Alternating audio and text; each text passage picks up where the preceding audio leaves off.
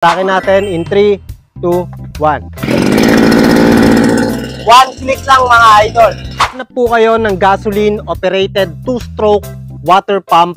Ito ang may recommend ko sa inyo, ang gas operated 2-stroke engine na water pump ng Reaim. Napakaganda nitong product dahil napakataas ng kaya niyang i-lift na tubig from point A to point B.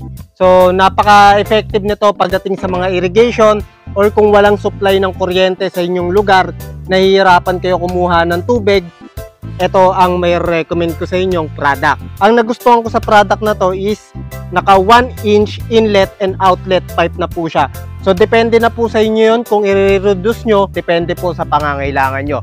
Out of the box mga idol, may kasama na po yung 50 meters na hose, 1-inch din po yung ating hose, at meron tayong fuel mixture canister. Dito po natin imimix yung kanyang gas at tuti oil.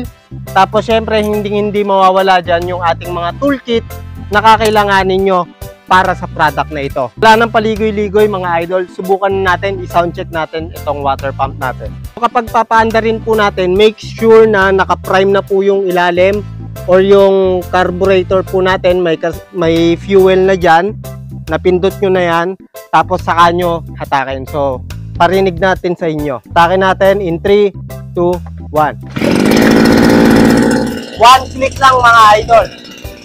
Ayan. Tapos ito yung silinyator niya. Ayan. Tapos kapag papatayin nyo, dito nyo lang po pipindutin sa pula.